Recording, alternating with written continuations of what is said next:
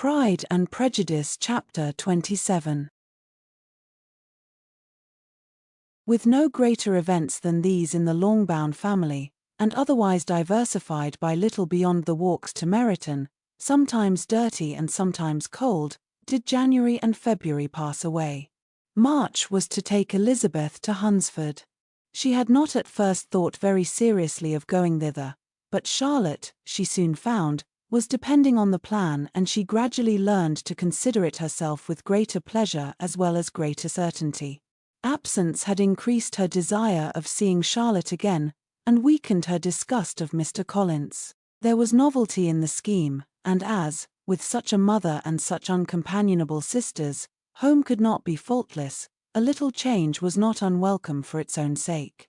The journey would moreover give her a peep at Jane, and, in short, as the time drew near, she would have been very sorry for any delay. Everything, however, went on smoothly, and was finally settled according to Charlotte's first sketch. She was to accompany Sir William and his second daughter. The improvement of spending a night in London was added in time, and the plan became perfect as plan could be. The only pain was in leaving her father, who would certainly miss her, and who, when it came to the point, so little liked her going, that he told her to write to him, and almost promised to answer her letter. The farewell between herself and Mr. Wickham was perfectly friendly, on his side even more. His present pursuit could not make him forget that Elizabeth had been the first to excite and to deserve his attention, the first to listen and to pity, the first to be admired, and in his manner of bidding her adieu, wishing her every enjoyment, reminding her of what she was to expect in Lady Catherine de Bourgh, and trusting their opinion of her, their opinion of everybody, would always coincide, there was a solicitude, an interest which she felt must ever attach her to him with a most sincere regard, and she parted from him convinced that, whether married or single, he must always be her model of the amiable and pleasing. Her fellow travellers the next day were not of a kind to make her think him less agreeable.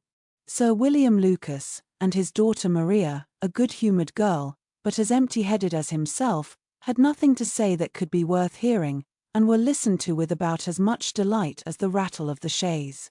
Elizabeth loved absurdities, but she had known Sir William's too long.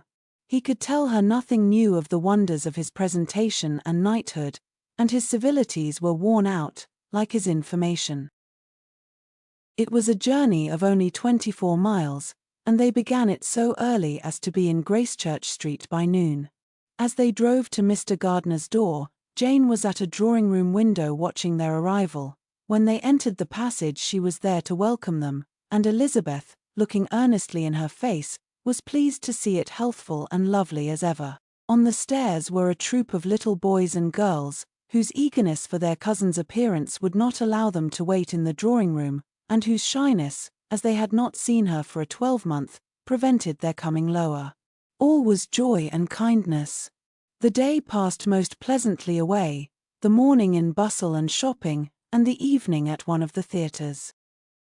Elizabeth then contrived to sit by her aunt. Their first object was her sister, and she was more grieved than astonished to hear, in reply to her minute inquiries, that though Jane always struggled to support her spirits, there were periods of dejection. It was reasonable, however, to hope that they would not continue long.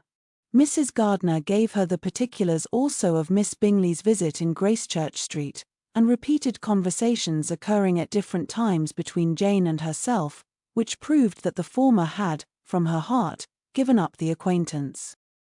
Mrs. Gardiner then rallied her niece on Wickham's desertion, and complimented her on bearing it so well. "But my dear Elizabeth," she added, "what sort of girl is Miss King? I should be sorry to think our friend mercenary. Pray, my dear aunt, what is the difference in matrimonial affairs, between the mercenary and the prudent motive? Where does discretion end, and avarice begin?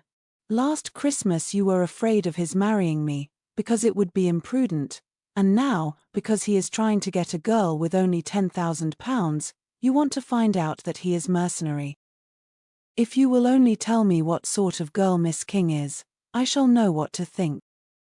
She is a very good kind of girl, I believe.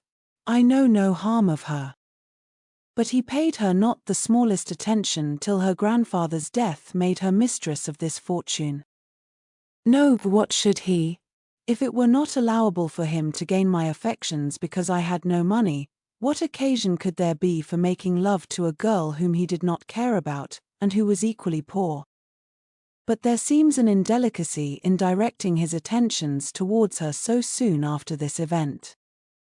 A man in distressed circumstances has not time for all those elegant decorums which other people may observe.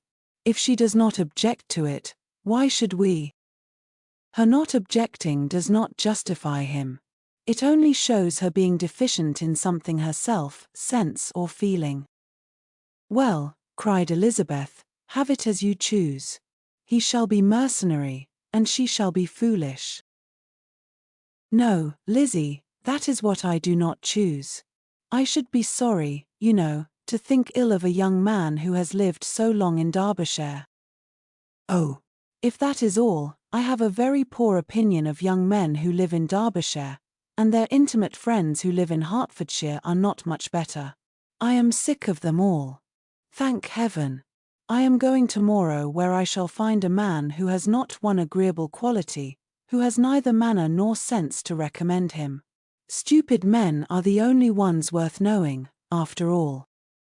Take care, Lizzie, that speech savours strongly of disappointment.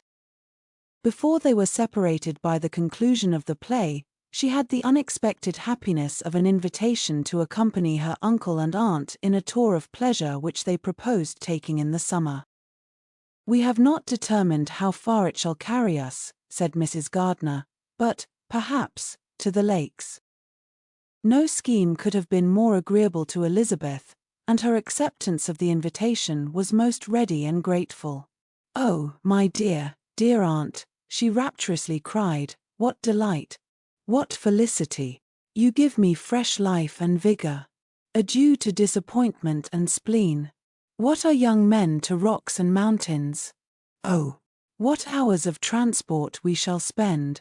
And when we do return, it shall not be like other travellers, without being able to give one accurate idea of anything.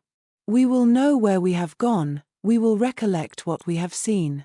Lakes, mountains, and rivers shall not be jumbled together in our imaginations, nor when we attempt to describe any particular scene, will we begin quarrelling about its relative situation. Let our first effusions be less insupportable than those of the generality of travellers.